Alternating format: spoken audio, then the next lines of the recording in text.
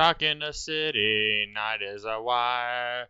Steam in the subway, earth is a fire. Do do do do do do do do do do do do do do. Hello, everyone. Welcome to another episode of the Podcast Boys. This is me and Connor Nielsen doing a Twin Peaks podcast where we talk about different movies and TV shows that feature Twin Peaks actors and alumni in them. And last week I chose the Stephen King movie Silver Bullet, starring Corey Haim and Gary Busey. And Connor is going to tell me a little bit, or tell all of us a little bit about the plot to this movie. Connor, you want to take it away? Yes. So Silver Bullet is a film adaptation of the Stephen King, as it's said in here, novelette, Cycle of the Werewolf. This is a film that was actually, the screenplay was written by Stephen King, and it stars Gary Busey, Corey Haim, and Everett McGill, and it tells the story of a crippled kid played by Corey Haim. It's narrated by his older sister. She's not in the movie a whole lot, though, and it's more or less the older sister recounting the story of what was going on. And it's a small town in middle America, not in Maine, surprisingly, and not featuring a writer either. Yeah, there's alcoholism though. So what we get here is a small town. There is a werewolf around, and there's a lot of people that are scared. John Locke plays from Lost. The actor's Terry O'Quinn. He plays a sheriff, and a lot of the townsfolk get really worried and up in arms about the disappearances of their townsmen, their fellow neighbors, and especially when the kids start noticing. That's all I can really say, because there's more to it, but not a whole lot more to it than that. So, Comics Kid, what did you think of Silver Bullet? Okay, so the first time I saw this was 2 or 3 months ago, and I had like zero knowledge about what it was about. I had no expectations going into it, and I think I halfway liked this movie. There were some things about it that I really liked, and then there were some things that I thought were could have been handled a lot better, or were just really silly. And I feel like it's one of those things where all of the things that I'm going to comment about could have been really easy fixes to make this like a much better movie. But it's going to sound like I'm more harsh than what I am. I think if we're comparing this to like Christine that we talked about last week, I think I like this more than Christine, maybe. But it's weird because this is like, I would think this is one of Stephen King's lesser known movies. Like when I think of Stephen King movies, I don't really think about either of the two that came out this year, but I think of like The Stand or the 1990s It adaptation, which those are actually TV minis. And then I think of like The Langoliers and Tommyknockers. I don't really think of Silver Bullet. Like, I don't think that's one that a lot of people really go to immediately when they think of Stephen King adaptations. But I like it. There are some really silly things about it that we can talk about later. But overall, I think I would recommend it if you're like a werewolf fan or a Stephen King fan. I think either way, you would be happy watching this movie. What do you think? Okay. So before I tell you what I thought of this, can I tell you a story, the long story that led to watching this? Sure, yeah. Okay, so we were talking about what we were watching, and it was Silver Bullet. And then I go to the video rental store, and I see Stephen King's Sleepwalkers, and it shows a big werewolf on the front. And I went, oh, that's what he was talking about. And I'm like, I couldn't remember who on earth the Twin Peaks alumni, but it's okay because on the cover it said Mick. I went, oh, that's right, it's Mick, Stephen King vampire movie. It starts with an S, that's right. So I rented that, and so then I come home, popped it in the DVD player, I start watching it, and I'm like, something doesn't feel right.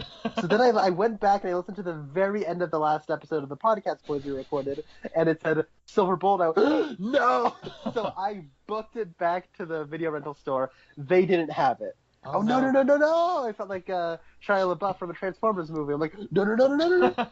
So then I book it to the local library in Milwaukee, Oregon, and it's like, there are 2 copies. One of them is in Happy Valley. And I'm like, okay, I know where that location is. My dad's house is right next to it. I can watch it at my dad's house, and it'll all be fine.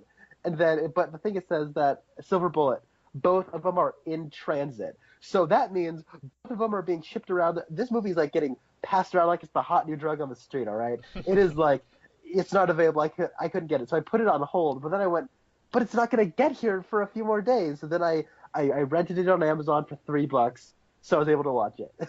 So That's our Milwaukee audiences are all like watching Silver Bullet in preparation for this episode of the podcast. I think I would agree. I'd like to think that. So I feel kind of bad because I was deliberately not telling you who was in this. I wanted it to be a surprise that Everett McGill was in it, and so I never mentioned his name. And I think that's kind of funny. I was expecting you to say like, well, I've already got this Magic and a Mick movie. I'm just going to go ahead and watch it. But that's interesting. I didn't know that she was in a Stephen King adaptation. And it's funny because I was thinking like as I was driving to return the DVD, I was thinking, you know, what if I just watched Silver Bullet and you asked me to do the synopsis, and then I start talking about Sleepwalkers, and you'd be like, what are you talking about? And then we'd end up reviewing 2 movies for the price of 1. But then I realized, nah, that wouldn't have been right. Mm-hmm. So, yeah. So what did I think of Silver Bullet? Mm-hmm. This represents a kind of movie that I imagine was very popular in the 80s. This feels like it was kind of a bit of like an Amblin movie. It has a lot of those hallmarks, and it has a lot of those ideas. You know, it's about kids. They ride bikes. You know, there's a cripple kid. There are a little bit of the Stephen King isms in there. You know, the adults just don't believe anything the kids are saying. There's, you know, the adults are very abusive in certain cases. There's, you know, small town. There's alcoholism. There's, you know, but it does have some restraint. As we said earlier, it's not in Maine. There's no writers. All that being said, I didn't like this movie. Oh, okay, cool. But that doesn't mean I wasn't entertained by this movie. A lot of the first half, I was cackling with glee at some of the craziest things these people would say.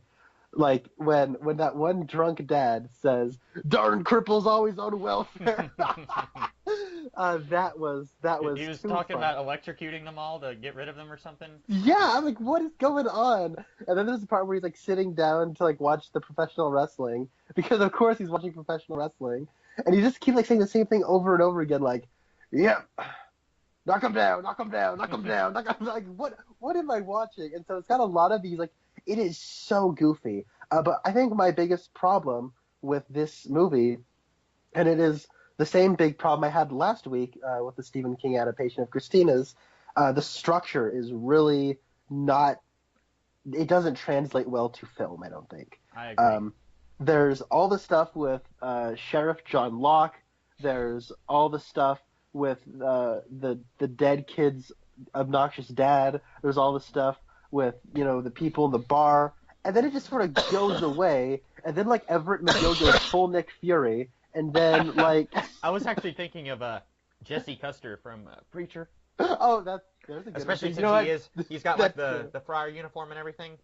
You know what, that's probably a better joke, and he's got the southern accent and everything. But I was just looking at that, and I've always thought that Everett McGill just looked like somebody that Darwin Cook would draw. He just has those cheekbones and that hair. Yeah. And so I see him with the eye patch, and I'm like, you know, he does kind of look like Nick Fury. So my mind was on, Steranko was a huge influence on Cook, so that's where I was thinking. But no, yeah, that's also a good comparison. But all that feels so far removed from the stuff happening with Corey Haim and his sister and Uncle Gary Busey, who, by the way, Gary Busey is magnificent in this movie. And I think that the structure, you know, it infringes on the pacing. I think the pacing gets shot in this, where the first hour is really uneven and it comes off as very slow, and the last half hour feels like it's rushed out to this big, quick conclusion. Yeah. Like Christine, it's I about think this. 1 hour. Yo, go ahead.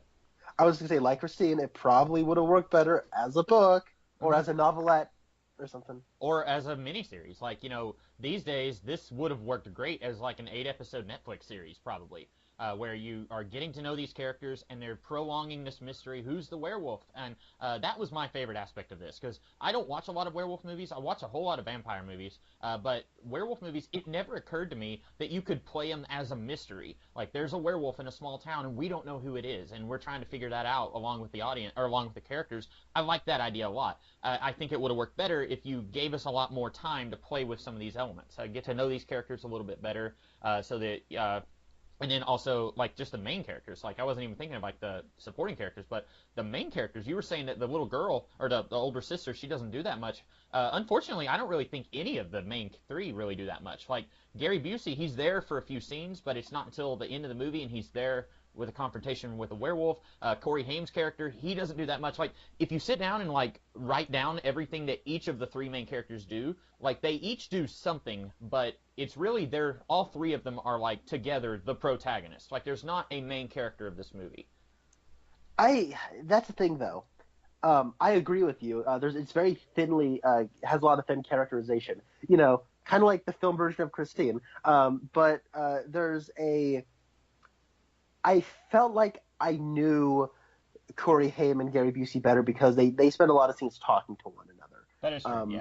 Yeah. But you are right. Like everyone just sort of has the thing they do, and then they just do it, and then all right, thank you for showing up to do your thing, and then they just sort of go away. And then I just thought the whole choice of having the older sister narrate, I can't even say she narrated the film. She narrated portions of the film, and it kind of reminded me of the novel To Kill a Mockingbird, where Scout is the narrator, and like she begins the novel saying that it began the summer that my brother Jim broke his arm, and then like we don't really get any more of her narrating from the future until like closer to the end.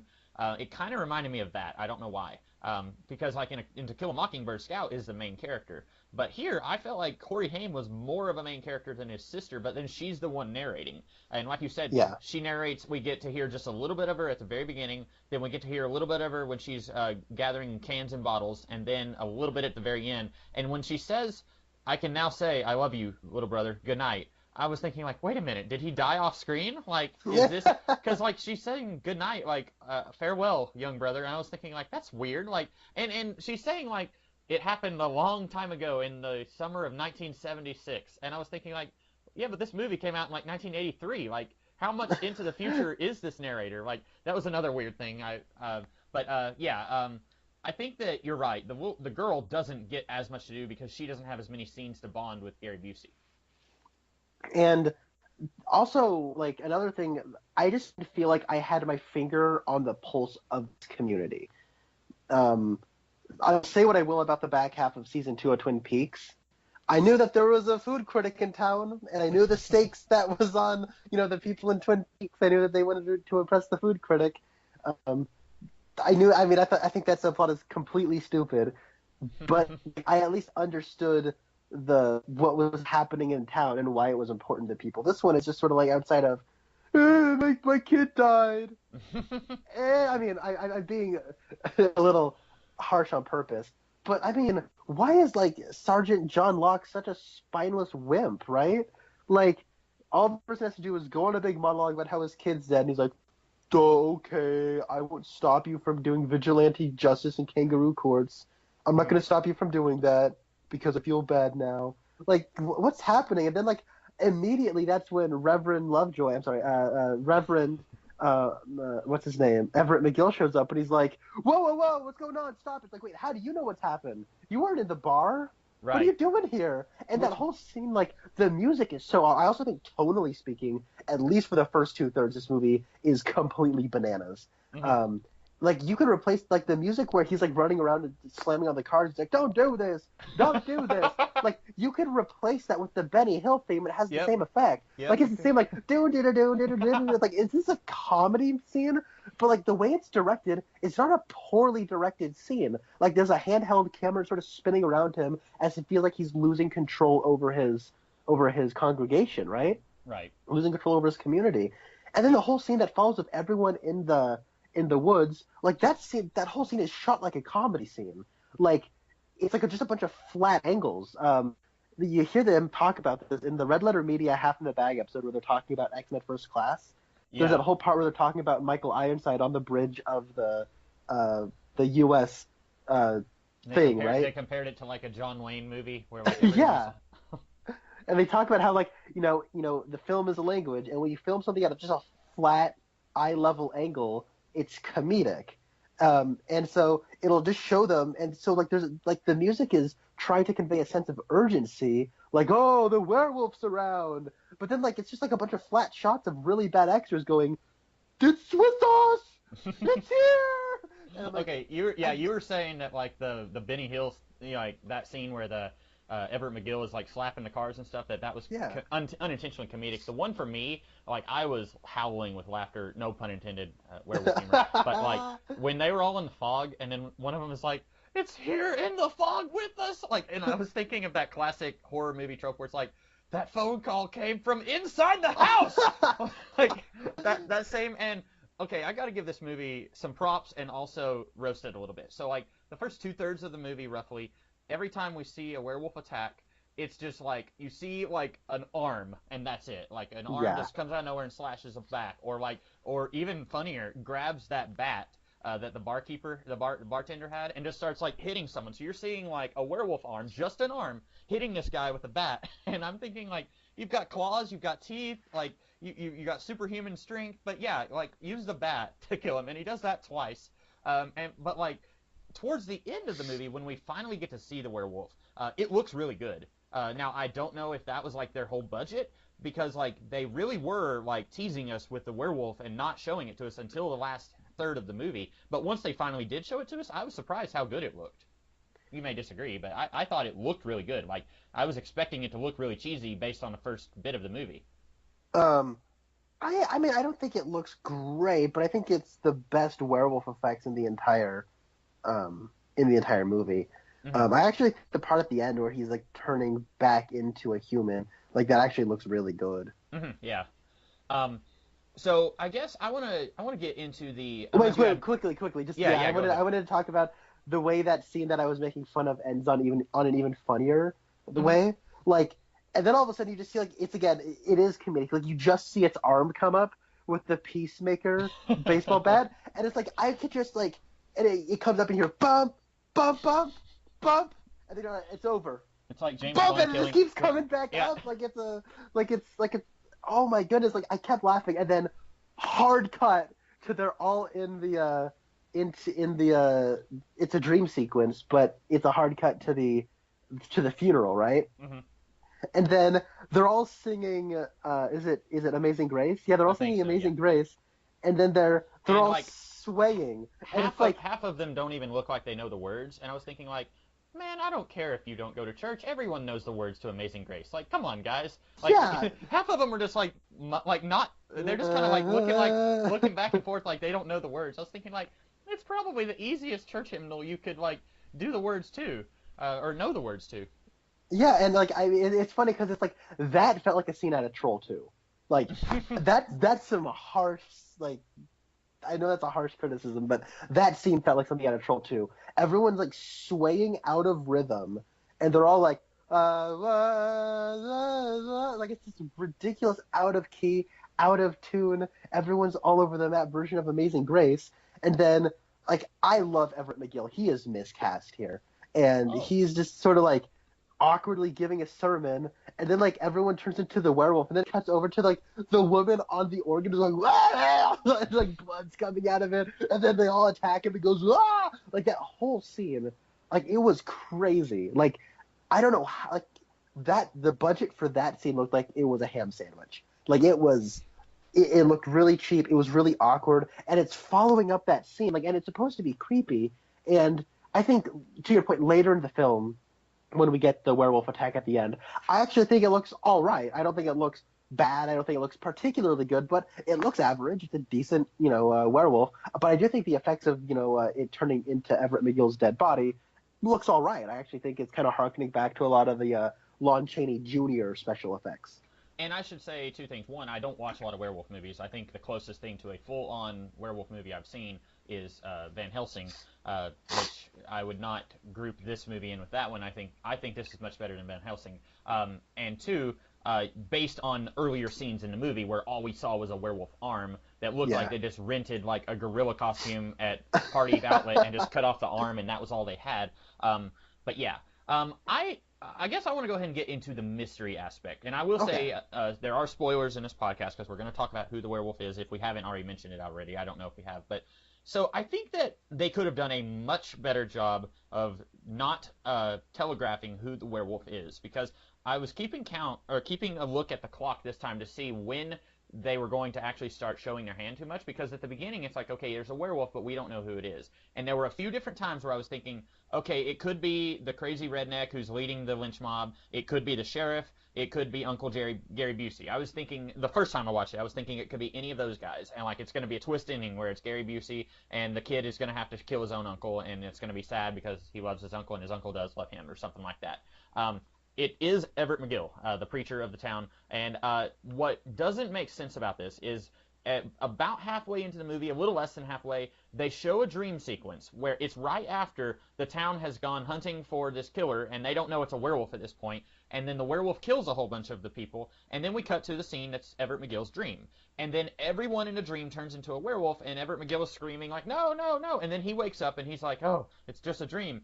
And then we go another 15 minutes or so before the rest of the characters find out that Everett McGill is a werewolf. Because Corey Haim is out in the middle of a swamp playing with fireworks, and then the werewolf is about to attack him, and he shoots him in the eye with the bottle rocket or something. And then he tells his sister and his uncle, like, hey, the werewolf attacked me, and I got his eye. And so the sister was like, okay, I'm going to go around town and find whoever is missing an eye. And then she finds that it's the Reverend. And they play that scene like, dun, dun, dun, look, he doesn't have an eye, or he's wearing an eye patch. And I think that would have played so much better if they hadn't shown us that dream earlier where everyone is turning into a werewolf. And I wonder if they just put that dream there because, well, people come to this movie to see some werewolf action, and we haven't really shown any werewolf action up until now, so let's just throw this dream in here out of nowhere. And it really kills the suspense before they're ready to show us who it is, I think. My thinking on the mystery element, I actually was thinking, is it Corey Haim? That would have been interesting. I was thinking, like, he's a cripple, and either he's faking it, or more likely, the werewolfism, it is immune to the paralysis. Or going with your like unintentional comedy, we see a werewolf who just gets around by like crawling on his just pulling himself with his front two arms and like or dragging he gets the rest on of the his... motorcycle, silver bullet, I'm coming for you. And you know how he was doing like the wheelies on it? That's how he like howls at the moon, like he has to do a wheelie, he goes howoo. Yep, that would have been great. I was thinking it might be Gary Busey. It was actually a bit of a surprise to me that it was Reverend what's his face. Because I was like, I did not see that coming, and they even have that little dream scene, and I was like, oh, I guess that was a bit of foreshadowing. I didn't see that coming. I think it works. I think it's a little weird though that they're all like. I'm just thinking about this from what's his face, from Everett McGill's point of view, right? Mm-hmm. Now, does he have control over himself when he is the werewolf, or is like they kind of explained this at one point? He becomes more of a werewolf as the moon grows more full, and the less full it is, he can actually control when he turns into a werewolf or not. See, they kind of play it both ways because at one point the sister says to Gary Busey, he says, well, the moon wasn't even full that night. And then she says, well, maybe that's just something the stories got wrong. Maybe he can turn into a werewolf all the time. And then, like you said, she says something about controlling it. But as far as is he able to control like his actions, that's kind of up for debate too. Because when he first is talking to Corey Haim and he says, I'm sorry, I'm going to have to kill you because you know my secret now. He says, I killed the first girl. And this was another thing I didn't like, is that it's really weirdly inconsistent with his, air quotes, motivations, because he says the first one he killed, actually the second person he killed, was about to commit suicide via pills. And he said, and suicides go to hell, so I had to kill her to save her soul. Okay, I like that. I like that this is a preacher who is afflicted with this werewolf curse, and so he uses this to try and dole out private justice. That's I guess a theme of this movie. I didn't really think about that until now, but he thinks, well, I have to help her even though it looks like I'm, just being a vicious monster. The problem I have is that literally everyone else he kills, there's no reason for it. I don't know why he kills the drunk guy on the train tracks at the very beginning of the movie. I don't know why he kills the guy who was watching the wrestling match. And it would have been easy to have just said, okay, they each had their own little sins that the Reverend knew about. I was really expecting the drunk guy watching a wrestling match. This is a little dark, but he had a daughter that was kissing on Corey Haim at one point. I was kind of expecting us to find out that he was sexually abusing her or something like that, and that the Reverend was killing him because of that. But we don't find out anything about these guys, and when he's explaining why he killed that one woman, that's the only explanation he offers. Now, Yeah. I could maybe see whenever he's telling everyone, don't do it, don't go out there, maybe he's thinking like, when I'm in this werewolf form, I can't control myself, and I don't want you guys to die, so don't go out there. And so it's kind of a self-defense thing. They're all out there trying to kill him or hunt him down, and so he kills all those guys because of that. Yeah, but he's in, like, he can just go to another part of the woods, though, right? Maybe, yeah. But then my thinking is he trying to tell them no, and because they're disobeying him, he sees that as justification to kill them? That's a good question. It's one of those things. I wish we had more of this character in this movie. I wish that we could have like really. You know how last week I was saying I wish we had more of Harry Dean Stanton and Christine. I wish we had more of this guy in this movie. I wish we could find out more about what makes him work. How much of him is him when he's the werewolf? You know, is he just is he barely there, or is he fully in control? I wish we knew more about that. A lot of what we are told is just conjecture from our characters who don't really know anything about a werewolf. Like, they're just guessing when they say, well, maybe he is in control, maybe he's not. Yeah. I don't know. Like, the rules aren't clear enough. And I don't need, like, to have a scene where everyone sits down and opens a book and says, these are the rules for werewolfisms. But, it's so vague that it becomes a hindrance. And I also, yeah, you're right. When you're talking about his, the sins of the people there was a real opportunity here, and maybe this is in the book. There's a real opportunity here when it comes to, and I guess this is something that, we talk about a lot in Twin Peaks of, this is a small, tight-knit community, but everyone has their dark side, and as a result, like, there's a monster that preys on their dark side, and that dark side is like the worst of the dark sides, but it's also arguably, the most important figure that everyone looks up to, which is the righteous Reverend, right? Mm-hmm. Like, he has the worst dark side of them all. Like, there's a real chance for some kind of not social criticism, but social commentary going on there. And I don't know, there was a real opportunity for that, and we don't get any of that. And you said it would have been dark, but what if that one girl's father was sexually abusing his daughter? Then I'm thinking, I mean, yeah, that's kind of dark, and there's a way that you play that. You have to handle that sort of situation very carefully. Right. And I don't necessarily think that the people doing this would have handled it carefully, but at the very least, it would have been something. As is, it's just, oh, she said there was something spooky in there. She was right. There's something spooky in there. You know what I mean? Like, that's all there is. It reminded me, I don't know if you've ever seen the TV show The IT Crowd, but there's an episode where the two IT guys tell their supervisor, don't open that door over there. And then it cuts to like this really ominous looking door that looks like it's in like a castle, and it's just really creepy looking. And then she opens the door, and there's this gothic guy who works in there, and he's like really scares her for a hot second. It kind of reminded me of that. Like when she said, there's something spooky there, and it cuts right to the shed, and I was just like expecting like dun dun dun, like the horror music to play whenever she said that. Something I forgot to mention whenever we were talking about like the dream sequence kind of giving it away. When I saw this the first time, and all those people turn into werewolves in the movie, my first thought was, okay, he knows about werewolves. The Reverend is going to end up becoming like the Professor Van Helsing of this group, and he's going to be like, guys, I've been hunting werewolves my whole life, and I came to this town to try and get away from it, and then I found out there was a werewolf in this town, or something like that. I thought that he was going to, like, he had knowledge of werewolves, but he wasn't actually one himself, and that's why they were in his dream. So even the first time I watched it, even when I saw the dream, I wasn't entirely sure that he was a werewolf until, much later in the movie whenever we see that he doesn't have one of his eyes. Yeah. And, like, that was one of those things, like, that whole sequence where she's running around the town and, trying to get a look at everyone's eyes. I actually really like that sequence. There's a weird eeriness to it, and I like the sound design, and I like the use of wide-angle lenses and the weird quietness and awkward pauses in people's speeches I found interesting. And then it's like, oh, man, I was so stupid. And then you see Reverend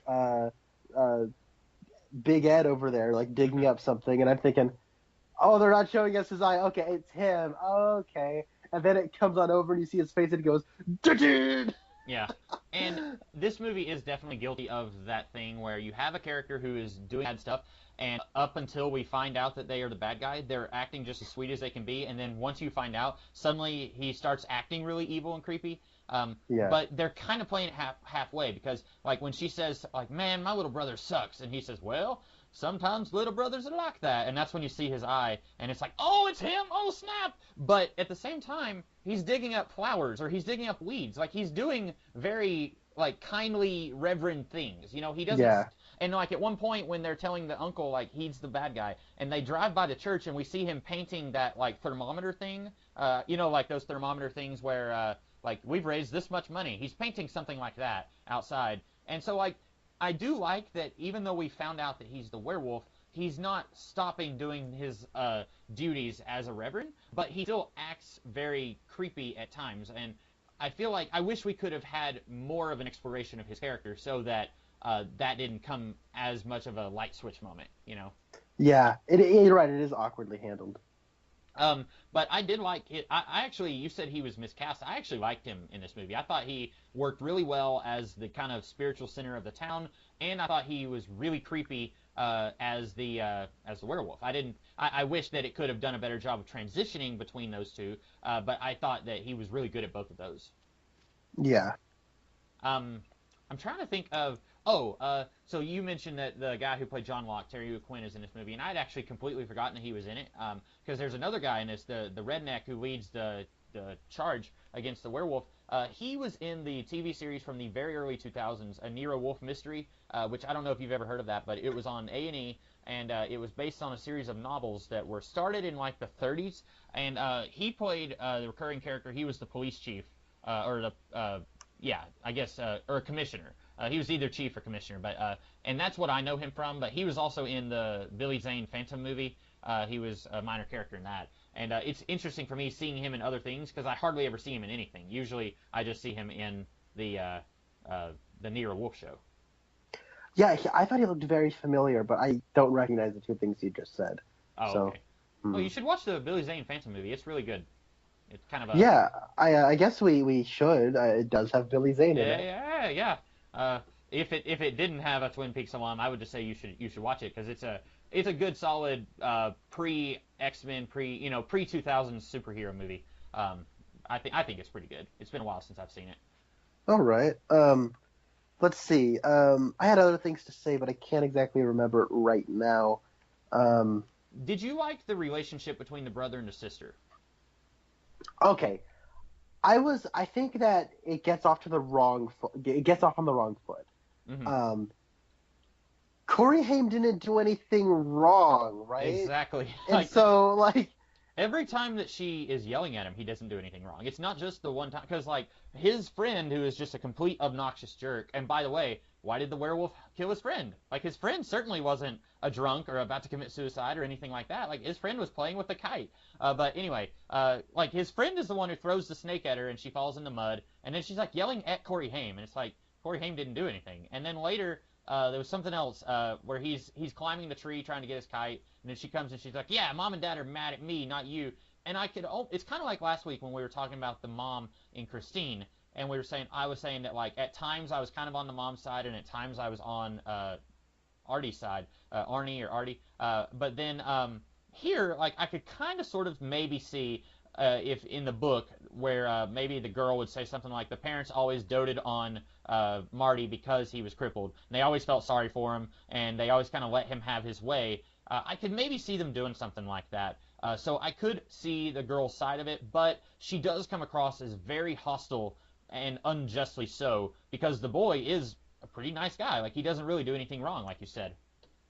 yeah, I completely agree. Like it's weird. Like there's the weird snake gag, and like he doesn't do anything to like really put his foot down to say he's against it. He's like, hey man, don't do that. Mm-hmm. And then it's like, oh, never mind. Oh, like so he goes off and he does it, right? Mm-hmm. But then she falls down, and then then Corey sort of like wheels up. Like if it was a situation that happened to me, I wouldn't be blaming the guy who just showed up. Right. I mean, I'd be like, why are you friends with this guy? He's so mean and obnoxious. Yeah. But at the same time, it's like, he sort of showed up, and it's like she only blames him, and like I don't get. Yeah, it doesn't make any sense. And I feel like it's also a little strange about halfway into the movie when he tells her about the werewolf, and then she's like, well, It seemed so unbelievable, but I believed him, so I decided to help him. And I was thinking, like, you have shown nothing but anger and hatred towards him this entire movie, and now suddenly you're on his side. Like, and it's one of those things, like, in real life, siblings can sometimes be jerks. Sometimes they can say and do stupid things, but then at the same time, it's your sibling. You've got their back. And I understand that, but on paper, it just doesn't work as well when literally the entire movie she's been yelling at him and blaming him for stuff that he didn't do, and then suddenly she's on his side investigating this werewolf thing. I think it could have been better if we had had a little less hostility, or like at least just one scene where she was on his side. Yeah, I agree. Also, I thought that the timeline in this movie was a little weird, where it takes place in the summer, and then they go to the fireworks show and it's been canceled. But on the sign it says October, and then later the uncle says you're gonna get your 4th of July, but you're gonna get it in September. And I was thinking, like, I'm pretty sure at the beginning of the movie the girl was narrating and said this was the summer before whenever, and or the summer of '78 or '76. And I was thinking, like, so we just, like, clear jumped over July and October, or we haven't jumped over October, but, like, the sign says October.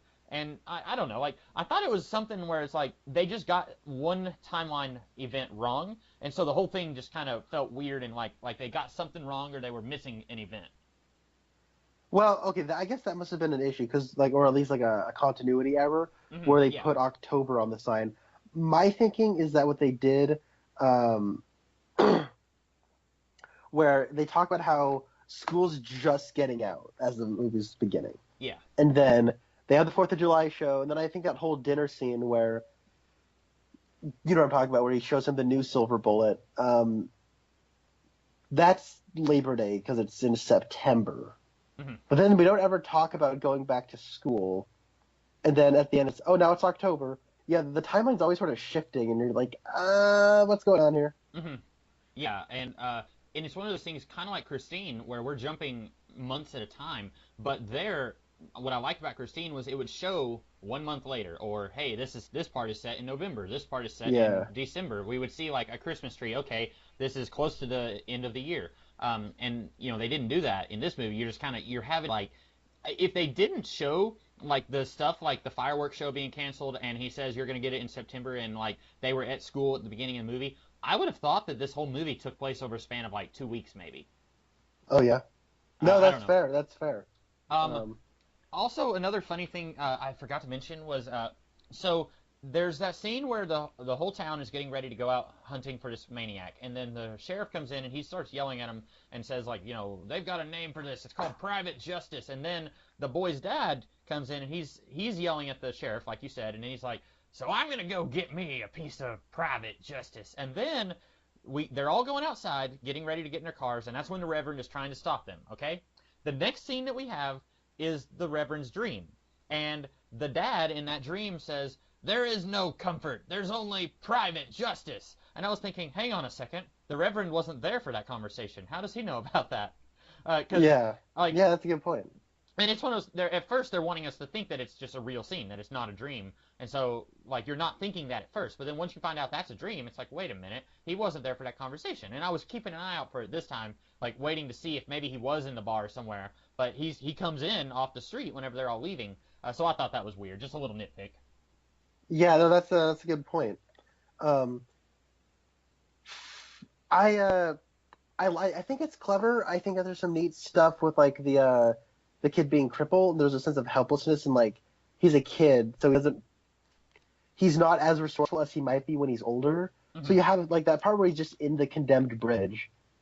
It's like, oh man, what's he gonna do? I don't know. I feel helpless the way he feels helpless. You know, it's Although, by the way, how does like a little piece of wood make you not go further when you just blasted through a whole like chunk of I don't know. But either way, yeah. So I like that element. I like how him being a cripple does sort of play in, and it's pretty cool to have a main character who's like disabled, because it's not something you see every day, and it's I don't know. Yeah, and at first watching the movie this time, I was thinking, that seems like they just like threw that in there, and it's like an easy crutch to make him helpless and make us feel more sorry for him. But honestly, I think that it is a good source of drama here. I was a little not sure about it at first, but I think it worked for me by the end of the movie. Mm-hmm. I also I really like, and I know I was not crazy about the back and forth on Everett McGill's personality and his characterization, but I did like it when he when he's talking to Corey Haim, and then at one point he's like, I feel bad for you, I don't want to kill you, but then later he calls him something else, but he calls him a you little turd, like he yells at him, and I was dying laughing at that. I was like, you know what, that's hilarious. Like I wish that this character was a little bit more well rounded, but I thought that was really funny. Yeah, there's a lot of moments that got a chuckle out of me. Like I even like. in the first scene where the dude just gets his head lopped off, I was like, Mhm. that's a fake head. Oh yeah, it did, and it totally looked fake. Yeah, it didn't even kind of look real. I liked it when Uncle Gary Busey said something about I'm too old to be playing Hardy Boys with Reverend Werewolf. I I like like that that. scene. And you mentioned how great he is. He really captures that like goofy uncle personality, but at the same time he's trying to be the responsible adult. And like that scene where they're eating the barbecue, like that looked like they just took a camera and was secretly filming an actual family eating a barbecue. Like the way they were acting just looked so real and natural. Like when he grabs another piece of food and shoves it in his mouth, and they're all like, "Oh!" and then he's like, "Hey, invite me back for more of this, and I will come back more often." And I was thinking like, this looks real. This feels like a natural like family picnic kind of thing. It didn't feel fake or forced, and I like that. Yeah, I agree that it's a very natural family dynamic. Hmm. And I think my favorite Gary Busey scene is where he goes in to like make a silver bullet, Hmm. and he's like, fine, I don't really want to be here. I'm making up a fake story to like have it work out. And I'm just like, and the way he plays it is just like he's putting on an act, but Hmm. he feels like it's stupid that he's even there. Like the way he plays it is just so wonderful. I thought he was a lot of fun here, and it looked like he was having a lot of fun on screen. I think he's the best part of the movie actually, and I I think he actually got injured in that final confrontation with the werewolf. Apparently, he did his own stunt there, and like when he was oh thrown through the curio cabinet, he apparently got injured doing that. Which, just a side note, I kind of get mildly annoyed whenever I hear like Tom Cruise did his own stunts in this movie. Like, I feel like there should be a rule like, okay, are you a certified stunt double? No? Okay, then don't offer to do your own stunts. And like, I don't know if it's a situation where it's like the actor they really believe movie and they don't want to force it to pay for a stunt double, which costs more money out of the budget. And so, you know what, just to make it easy for you, I will do my own stunts here, and we can trim a little bit of money, put it back into the budget. Or if it's a thing where it's like they're trying to show their machismo, like look at me, I can do this scene, no problem. Like I don't know, but I hear about that a lot. Like I like to read trivia about movies and stuff that I watch, and I just imagine like a lot of times it's just like I don't need no stupid stinking stunt double. I'm just gonna take matters in my own hands. And then sometimes like Harrison Ford gets his leg broken on Force Awakens or something like that. I don't uh-huh. know. That's a side rant that doesn't really have anything to do with this, but I just thought I'd bring that up. No, that's interesting. I've always liked when people do their own stunts because it allows for there's always like a weird thing like all right, so in the movie Atomic Blonde that just came out a couple months ago, Hmm. Charlize Theron does her own stunts, but there's a part where she walks out and then puts something over her face and then fights a bunch of guys.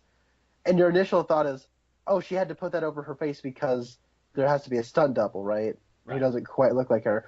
But then, like, she puts the thing on her face, the camera never cuts, and she does the whole thing, and then the camera goes up towards her face and she pulls it down again. And so it's Hmm. almost like showing off at a certain point.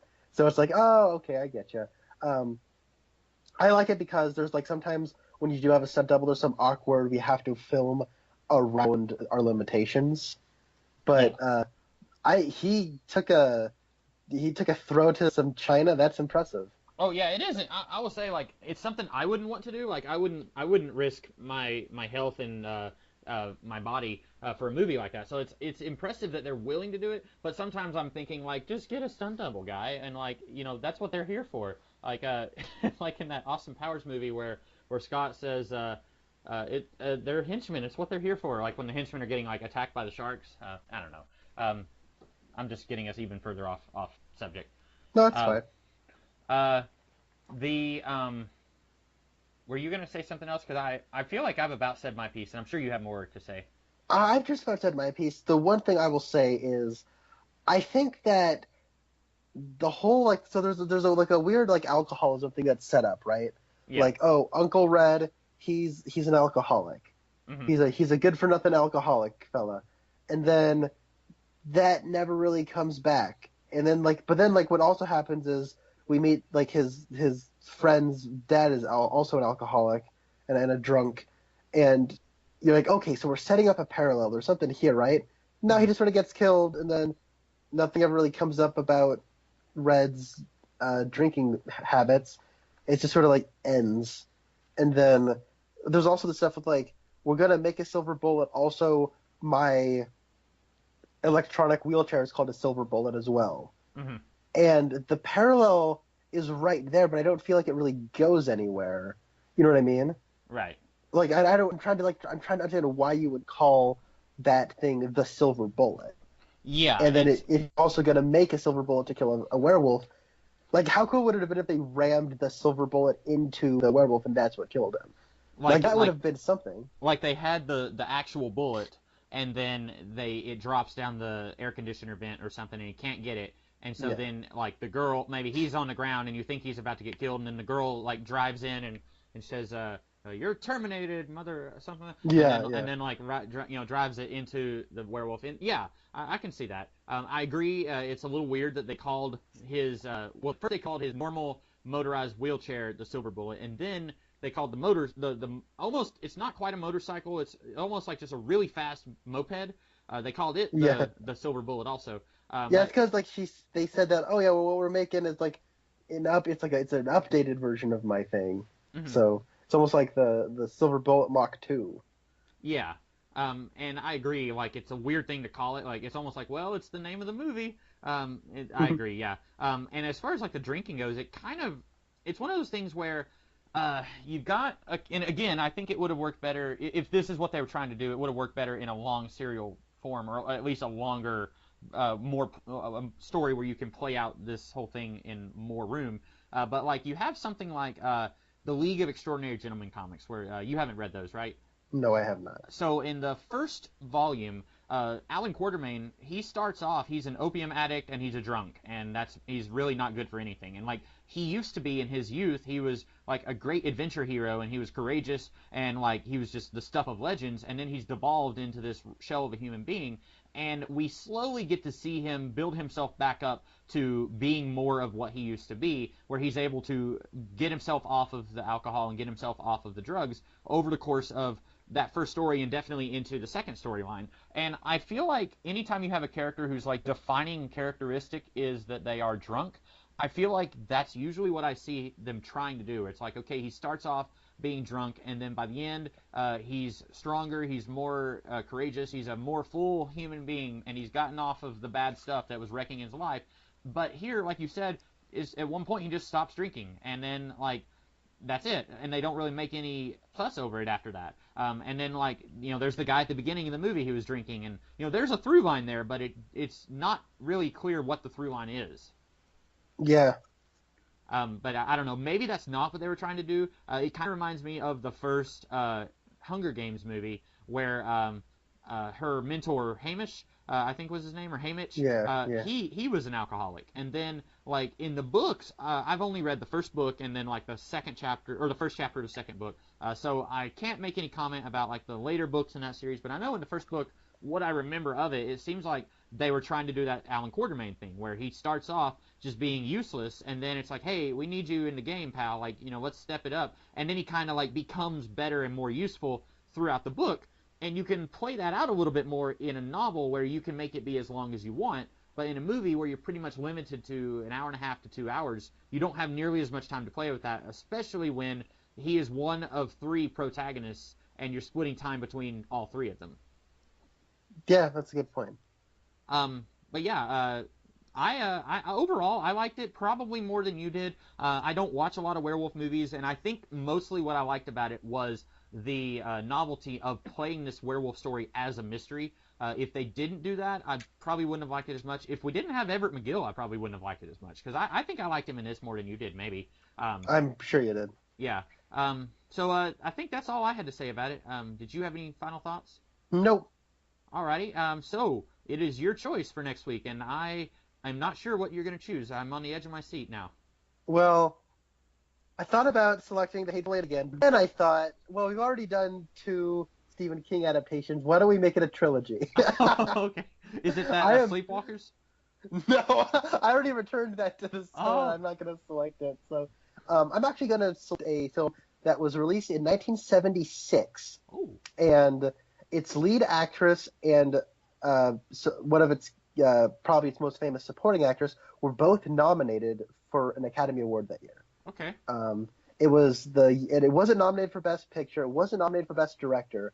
But like Christine, it is a Stephen King adaptation from a notable director. I am, of course, talking about Brian De Palma's Carrie.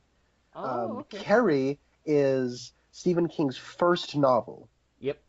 And it was directed by Brian De Palma, starring Sissy Spacek. John Travolta's apparently in it, Mhm. but the Twin Peaks connection is Piper Laurie plays Carrie's mother. Oh, okay. I did not know she was in that. I have not read Carrie. I have not seen the movie. Have you seen it? No, I haven't. I haven't not seen the remake. I've not seen the original. I've not read the book. Yeah, I haven't any of that. I did watch a long time ago. I watched the Cinema Sins video on Carrie, but that was maybe before I watched Twin Peaks. And of course Piper Laurie is a good 15 years younger in this, so I wouldn't have had any reason to have recognized her. But that'll be interesting.